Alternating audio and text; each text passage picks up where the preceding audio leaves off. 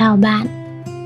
Có những buổi chiều ta chẳng làm điều gì đặc biệt, không chạy theo một mục tiêu lớn lao, không cố gắng trở thành một phiên bản tốt hơn, cũng chẳng vội vã hoàn thành những công việc còn đang dang dở.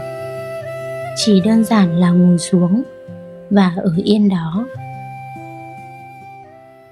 Hôm nay, chốn nhỏ muốn đưa bạn trở về một buổi chiều như thế, giữa một cánh đồng lúa đang vào mùa gặt. Những bông lúa cúi mình nặng hạt, trải dài đến tận đường chân trời. Một cơn gió khẽ lướt qua, cả cánh đồng bồng bềnh như mặt biển dát vàng dưới nắng. Hương lúa chín theo gió len lỏi qua những con đường nhỏ, ghé vào từng mái nhà bình yên. Giữa biển vàng ấy là một chiếc chòi tre đơn sơ, nơi các bác nông dân trú nắng, tránh những cơn mưa bất chợt sau mỗi buổi làm đồng. Sàn gỗ khẽ cọt kẹt khi bạn ngồi xuống. Trước mắt là một khoảng trời rộng mở, không còn tiếng còi xe, không còn màn hình điện thoại liên tục sáng lên, không còn những cuộc trò chuyện hối hả. Chỉ có tiếng gió, tiếng lúa xào xạc và một bầu trời xanh cao đến mức tưởng như mọi muộn phiền cũng tan vào đó. Ngay trước mặt bạn là một bảng màu nước lấm lem, một cốc nước rửa cọ và một tờ giấy trắng tinh. Bạn nhẹ nhàng đặt cây cọ lên mặt giấy. Thoáng chốc, những câu hỏi quen thuộc lại xuất hiện. Mình sẽ vẽ điều gì? Màu sắc có đủ đẹp không? Bức tranh này rồi sẽ thành hình ra sao? Nhưng khi ngước mắt nhìn ra xung quanh, mọi câu hỏi lo lắng trong đầu bỗng chậm rãi lùi lại. Thiên nhiên đang lặng lẽ hoàn thành bức tranh của riêng mình. Ánh nắng phủ lên những bông lúa một màu mật ong dịu ngọt. Gió khẽ nghiêng những hàng lúa như những nhịp sóng nối tiếp nhau. Xa xa vài cánh chim chậm chậm cắt ngang trên nền trời trong vắt. Bạn chỉ ngồi đó, lặng im, để khung cảnh ấy từ từ lấp đầy khoảng trống trong lòng.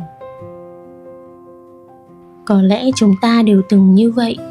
Trước khi bắt đầu một điều gì đó, tâm trí thường vội vàng đặt ra vô vàn câu hỏi. Liệu mình có làm tốt không? Liệu lựa chọn này có đúng không? Liệu có ai thất vọng về mình? Những câu hỏi ấy giống như những sợi dây vô hình, níu đôi chân trước khi ta kịp bước, giữ đôi tay trước khi ta kịp thử, và làm đôi cánh của sự tự do trở nên nặng nề hơn. Ta thường nghiêm khắc với chính mình nhiều hơn bất kỳ ai khác. Nhưng rồi nghĩ kỹ mới thấy, phần lớn những điều khiến ta lo lắng vẫn chỉ là những điều chưa từng xảy ra. Tương lai vẫn còn ở phía trước. Điều duy nhất ta có thể làm lúc này là bắt đầu.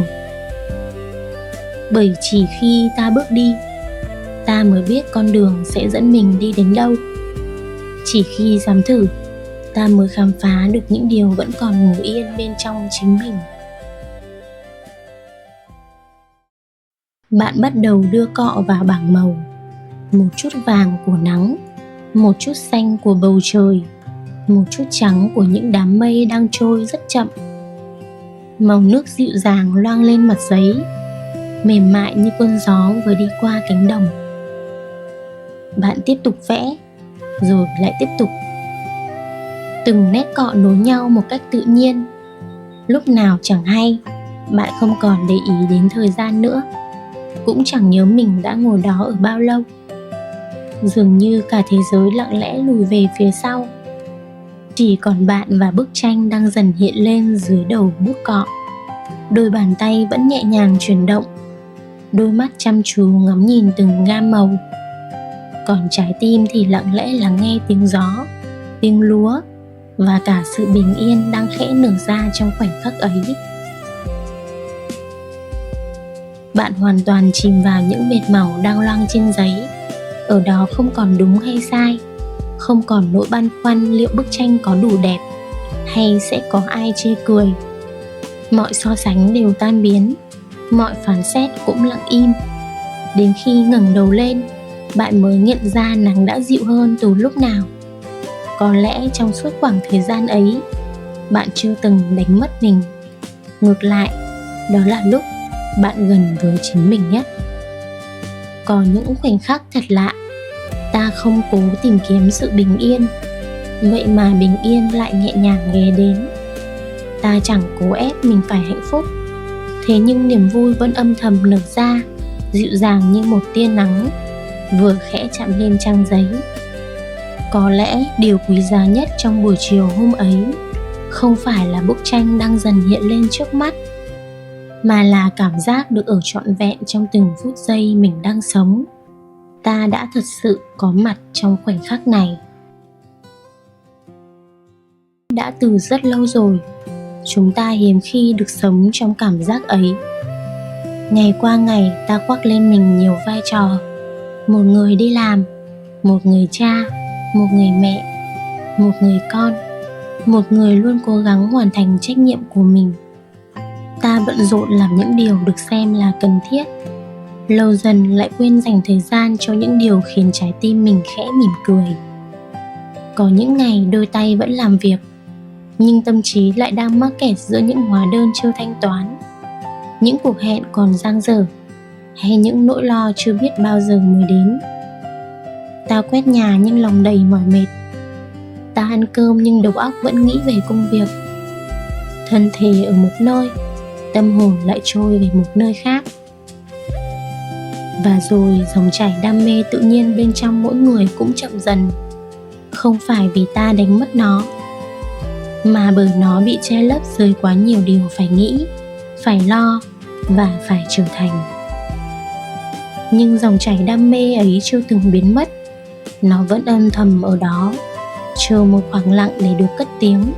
Có thể là khi bạn cặm cụi chăm một chậu cây, kiên nhẫn pha một ấm trà, viết vài dòng nhật ký lộn xộn, hay chơi đàn, hay đọc sách, hay những buổi chiều như hôm nay, chỉ lặng lẽ ngồi trong một chiếc chòi tre giữa cánh đồng lúa chín. Thật ra chẳng có bí quyết lớn lao nào để tìm lại niềm say mê. Đôi khi điều ta cần chỉ là cho mình quyền được chậm lại, không phải để bỏ cuộc, mà để trái tim có thời gian bắt kịp đôi chân. Cuộc sống không phải lúc nào cũng cần nhanh hơn, không phải ngày nào cũng cần làm thêm, học thêm hay cố thêm một chút nữa. Sẽ có những ngày điều cần thiết nhất chỉ là dành cho mình một khoảng trống đủ yên để lắng nghe điều trái tim vẫn luôn thì thầm. Nếu vẫn chưa biết mình nên bắt đầu từ đâu, bạn có thể tự hỏi: ngày còn bé, điều gì từng khiến đôi mắt mình sáng lên mà quên cả thời gian? Câu trả lời vẫn đang nằm ở đó, lặng lẽ đợi bạn quay về.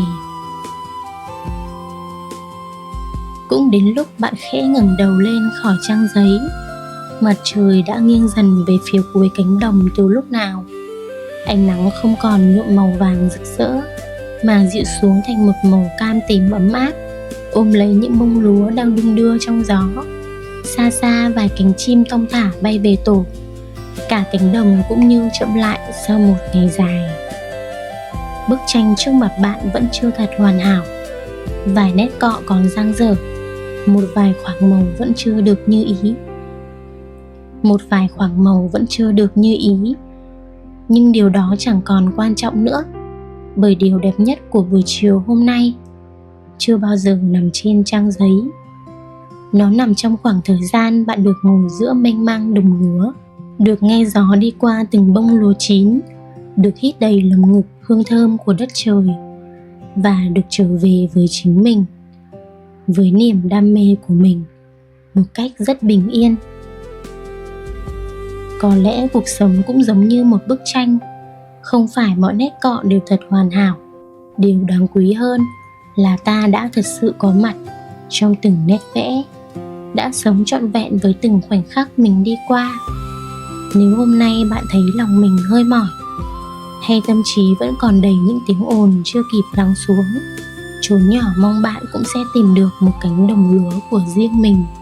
Có thể là một nơi trốn, cũng có thể chỉ là một việc rất đỗi bình thường, nơi thời gian chậm lại, nơi những lo toan thôi đuổi theo bạn, nơi trái tim được thở bằng nhịp điệu tự nhiên.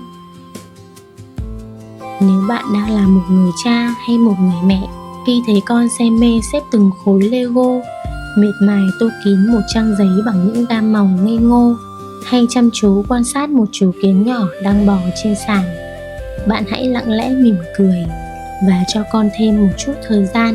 Không vội gọi tên, không vội giục giã, không vội kéo con trở về những điều hữu ích hơn.